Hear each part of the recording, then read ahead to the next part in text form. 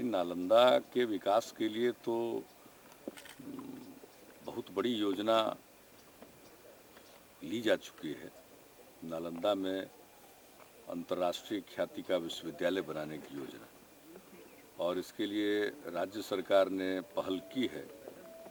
और हमने अभी हाल में जो माननीय प्रधानमंत्री जी को पत्र लिखा था, उसका भी उत्तर सकारात्मक आया है। और अब दूसरे मुल्कों के साथ इसके बारे में जो सहमति होनी थी वो हो गई है। अब संसद में इस विश्वविद्यालय की स्थापना के लिए कानून बनेगा, और उसके बाद जो राज्य सरकार ने राज्य के कानून के हिसाब से नालंदा विश्वविद्यालय के लिए जो काम प्रारंभ किया है, वो हमने राज्य के कानून में ही इसका प्रावधान किया है कि केंद्रीय कानून बनने के बाद हम उन्हें सब कुछ हस्तांतरित कर देंगे। तो वो काम तो बहुत अपनी गति से चल रहा है। और अमर्त्य सेन जी की अध्यक्षता में जो मेंटर ग्रुप उनको स्थापित हुआ, उन्होंने भी अपनी रिपोर्ट दे दी है। तो सभी विचारों को मिलाकर अब यहाँ यूनिवर्सिटी स्थापित करने की दिशा में कार्रवाई चल रही है। तो विकास का जहाँ तक प्रश्न है वो तो हो रहा है, लेकिन ये जो हमारी धरोहर है ये बहुत ही ऐतिहासिक महत्व की है, पुरातात्विक महत्व की है, और दुनिया भर के लोग खींचे हुए यहाँ आते हैं।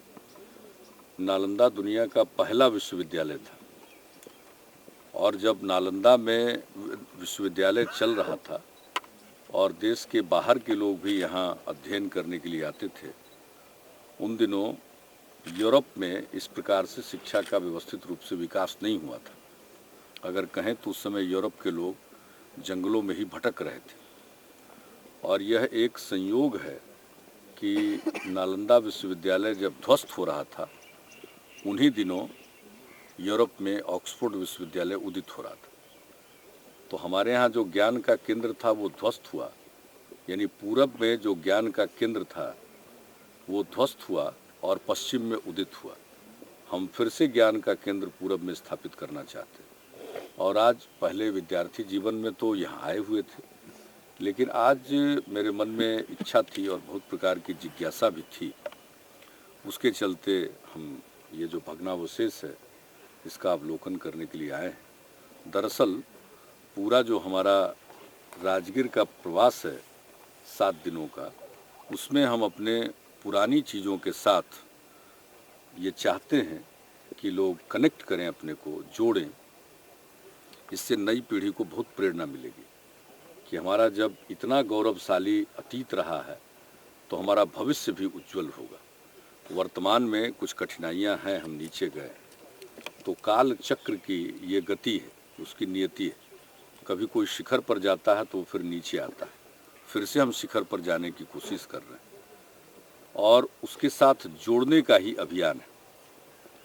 कल भी हमने जो देखा, गृद्धकूट पर्वत पर गए, विश्व शांति स्तूप तो रत्नागिरी पर बना हुआ है, लेकिन जो उसके बगल में लोग कहते हैं कि पहाड़ पर अशोक के समय का मिट्टी का बना हुआ स्तूप है, उसके बारे में बहुत कुछ अभी किया नहीं गया। तो हमारे नव नालंदा महाविहार के लोगों ने काफ़ी कुछ इसके बारे में, राजगीर के बारे में, नालंदा के बारे में अध्ययन करके एक जिसको कह सकते हैं कि मोटा खाका बनाया है। हम चाहते हैं कि उस पर गहराई से काम। तो बहुत सारी बातें जो अभी उद्घाटित नहीं हुई है वो उद्घाटित होंगी।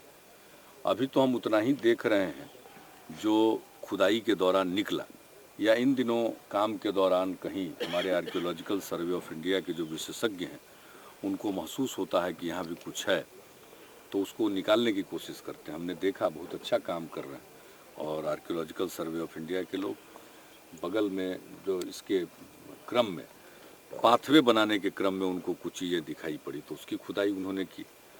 तो नए सिरे से भी, छोटे पैमाने पर ही सही, लेकिन इन सब चीज़ों से जो नालंदा का इतिहास है उसमें अध्याय जुड़ता है। अभी हमने देखा है कि इसके पीछे टैंक है, अब वो एक्सप्लोर नहीं हुआ। संभव है, ये विशेषज्ञों की चीज़ है, लेकिन संभव है कि नालंदा विश्वविद्यालय के बाहर टैंक रहा हो, तो अभी उसको भी एक्सप्लोर नहीं किया गया है। तो हमने कहा है कि उसको भी देखना चाहिए। कई आर्कियोलॉजिकल सर्वे ऑफ इंडिया के पास ज़मीन है, फिर बिहार सरकार के पास ज़मीन है, कुछ निजी लोगों के पास भी ज़मीन है, तो हम उसका उपाय निकाल सकते हैं। तो दरअसल बहुत कम खुदाई हुई है। समस्या ये आती है कि कभी कभी टीलों पर गांव बस गए, तो फिर उनको विस्थापित करना संभव नहीं होता। अब बिहार शरीफ में गढ़ पर है, तो उद्वंतपुरी की बात आती है कि वहाँ पर भी नालंदा विश्वविद्यालय का हिस्सा था। तो कई ऐसी चीज़ें हैं जो व्यावहारिक कठिनाइयाँ आती हैं, लेकिन इस इलाके में ही अभी बहुत कुछ निकलना बाकी है। जुआफरडीह में कुछ काम हुआ है, तो चारों तरफ गुंजाइश है। जगदीशपुर की खुदाई होनी चाहिए, मौंड है। कल हम गए थे तेल्हाड़ा, वहाँ पर राज्य सरकार की जो एजेंसी है उन्होंने अपना खुदाई का काम शुरू किया है। तो हम चाहते हैं कि जो हमारा इतिहास है वो पूरे तौर पर सामने आए, उसमें नए अध्याय जुड़े।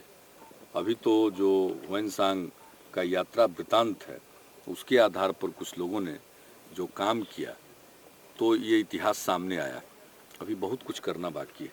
हम चाहेंगे कि केंद्र सरकार भी इसमें पूरे तौर पर पहल करे। जिन जिन इलाकों में आर्कियोलॉजिकल सर्वे ऑफ इंडिया के हैं वो करते रहते हैं, लेकिन अभी मेरे सब जगह आने का, देखने का एक है कि खुद भी देखना।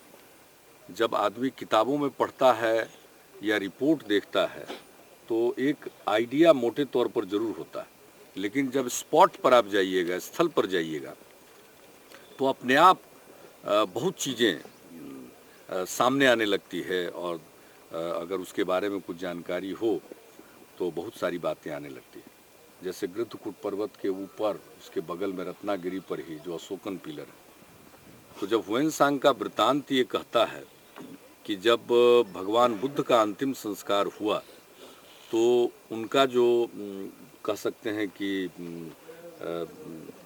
जो उनके अंतिम संस्कार के बाद जो रिलिक्स बचे, अवशेष बचे, वो 8 हिस्सों में बांटा गया।